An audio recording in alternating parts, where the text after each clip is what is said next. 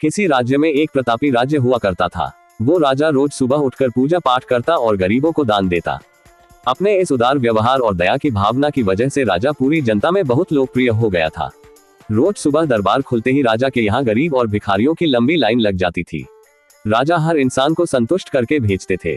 किशन और गोपाल नाम के दो गरीब भिखारी रोज राजा के यहाँ दान लेने आते। राजा जब किशन को दान देता तो किशन राजा की बहुत वाहवाही करता और राजा को दुआएं देता। वही जब राजा गोपाल को दान देता तो वह हर बार एक ही बात बोलता, हे ईश्वर तू बड़ा दयालु है, तूने मुझे इतना सब कुछ दिया। राजा को उसकी बात थोड़ी बुरी लगती। राजा सोचता कि दान मैं देता हूँ और ये गुणगान उस ईश्वर का करता है। एक दिन राजकुमारी का जन्मदिन था। उस दिन राजा ने दिल खोलकर दान दिया। जब किशन और गोपाल का नंबर आया तो राजा ने पहले किशन को दान दिया और किशन राजा के गुणगान करने लगा। लेकिन राजा ने जैसे ही गोपाल को दान दिया वो हाथ ऊपर उठा के बोला, हे ईश्वर तू ही अन्नदाता है, आज तूने मुझे इतना दिया, इसके लिए प्रभु तुझे धन्यवाद देता हूँ। राजा को ये सुनकर बड़ा गुस्सा आया। उसने कहा कि गोपाल, मैं रोज तुम्हें दान देता हूँ, फिर तुम मेरे बजाय ईश्वर का गुणगान क्यों करते हो? गोपाल बोला, राजन देने वाला तो ऊपर बैठा है, वही सबका अन्नदाता है, आपका भी और मेरा भी। ये कहकर गोपाल वहां से चला गया। अब राजा ने गोपाल को सबक सिखाने की सोची। अगले दिन जब किशन और गोपाल का नंबर आया तो राजा ने किशन को दान दिया और कहा, किशन मुझे गोपाल से कुछ बात करनी है, इसलिए तुम जाओ और गोपाल को यहीं छोड़ जाओ। और हाँ, आज तुम अपने पुराने रास्ते से मत जाना, आज तुमको राजमहल के किनारे से जाना है जहाँ से सिर्फ मैं गुजरता हूँ। किशन खुशी खुशी दान लेकर चला गया। राजमहल के किनारे का रास्ता बड़ा ही शानदार और खुशबू भरा था। संयोग से राजा ने उस रास्ते में एक चांदी के सिक्कों से भरा घड़ा रखवा दिया था। लेकिन किशन आज अपनी मस्ती में मस्त था। वो सोच रहा था कि राजा की मुझ पर बड़ी कृपा हुई है जो मुझको अपने राजमहल के रास्ते से गुजारा। यहाँ से तो मैं अगर आंख बंद करके भी चलूं तो भी कोई परेशानी नहीं होगी। यही सोचकर किशन आंखें बंद करके रास्ते से गुजर गया, लेकिन उसकी नजर चांदी के सिक्कों से भरे घड़े पर नहीं पड़ी। थोड़ी देर बाद राजा ने गोपाल से कहा कि अब तुम जाओ, क्योंकि किशन अब जा चुका होगा, लेकिन तुमको भी उसी रास्ते से जाना है जिससे किशन गया है।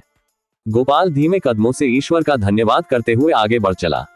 अभी थोड़ी दूर ही गया होगा कि उसकी नजर चांदी के सिक्कों से भरे घड़े पर पड़ी। गोपाल घड़ा पाकर बड़ा खुश हुआ। उसने कहा, ईश्वर तेरी मुझ पर बड़ी अनुकंपा है, तूने मुझे इतना धन दिया, और वो घड़ा लेकर घर चला गया। अगले दिन फिर से जब गोपाल और किशन का नंबर आया तो राजा को लगा कि किशन घड़ा ले जा चुका होगा, इसलिए उसने किशन से पूछा, क्यों किशन, कल का रास्ता कैसा रहा?